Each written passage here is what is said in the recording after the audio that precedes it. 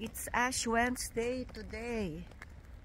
It's 6:30 and we're going to take the Uber to church kasi hindi pa kami nakaano. Nandun pa si Shabong. Hindi pa kasi kami nakapunta ng church. And it's Ash Wednesday and it's foggy right now. Ayan. Ayan. Foggy, foggy. Saan na Shabong? Nandun pa sa washroom. Oh, foggy, foggy. Oh, buti na lang, hindi masyadong malamig na. It's positive, no? 9? At 9. Positive. 7. At least it's no longer minus. And, ayan yung daan. It's no longer icy. Pero matubig dahil sa ulan. Better than ice. Anyway. Tubig, oh. Yeah. So, wala na yung icy path. Ngayon naman, paddles. Paddles, paddles.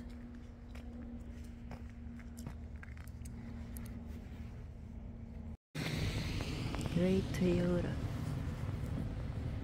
From ashes to ashes. Dust to dust.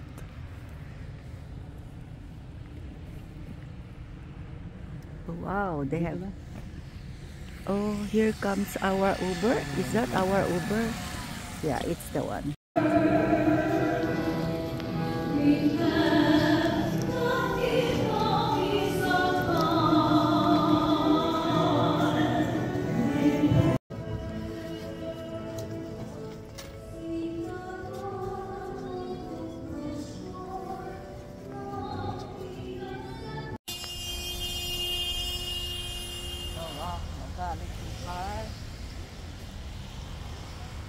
Tatapos lang ng mass and it's still foggy here, but not as heavy as earlier, but still foggy.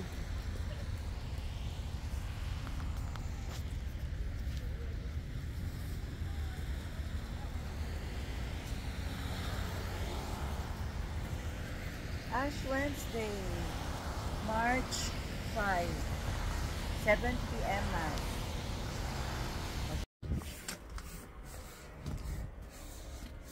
Hi guys, it's 7 a.m. and it's minus 8 degrees Celsius. 7 a.m. Walang katao-tao pa din sa daan. It's first Friday of the month and first Friday of Lent. So, papunta tayo ng simbahan para makapag-attend ng Mass, First Friday Mass, and also mamaya after the Mass ay maka-attend ng yung Way of the Cross. So yeah, buti na lang at maganda na ang daan, wala na yung icy patch or patches. Yeah. Oh, may nakikita akong konting parang ice sa daan. Pero hindi masyado. Kaya lang. Kaya ilakad. So, yeah. Let's go to Mass on this Lenten season. Ito yung nakakatakot na apakan at baka madulas tayo. Ayan yung mga makintab-kintab dyan. Andito pa din yung snow, hindi pa din natunaw. Umulan nung isang araw pero kulang yung ulan to melt the snow. Talagang mahirap ma-observe ang Lenten season dito sa Canada dahil nga sa weather. Maski gusto mo pumunta ng simbahan, kung minsan hindi ka makapunta dahil nga sa sa snow. At ito, yung kinatatakutan ko na madulas na daan. So, hindi kagaya sa atin nga na anytime pwede kang pumunta ng simbahan. Pero dito, talagang kailangan tignan mo muna yung daan, kung safe. At, yeah, kung walang snow, super ginaw. Grabe, naninigas na yung kamay ko sa ginaw. May hangin kasi, wind chill. So ayan, walang katao-tao sa daan.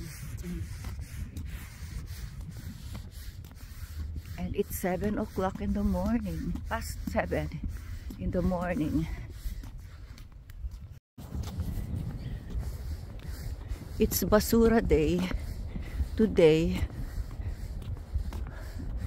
So, nakalabas yung mga garbage bins. Mamaya-maya, i-collect na to ng mga garbage collector.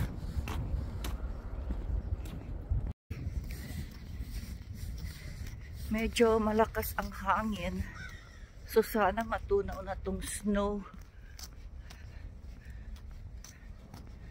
Meron pa din mga icy patches na nakikita ko, kaya iniiwasan ko. Malapit lang naman ang simbahan. It's 15 minutes away by foot. So, yeah, walang problema lakarin. Magsi 6:30 na.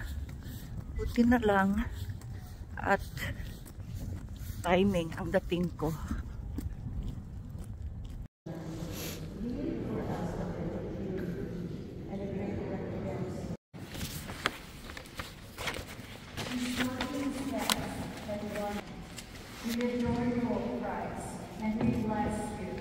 Because by your holy cross you have redeemed the world.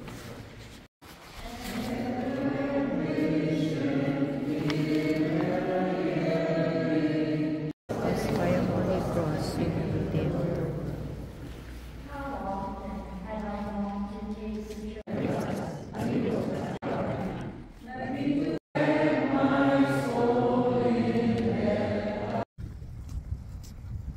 Almost 9 o'clock na. Maginaw pa din. Pauwi na tayo. Tapos na yung mass and way of the cross. Bye! Malakas ang hangin pero hindi pa din natutunaw yung mga icy patches dito. Oh. Grabe.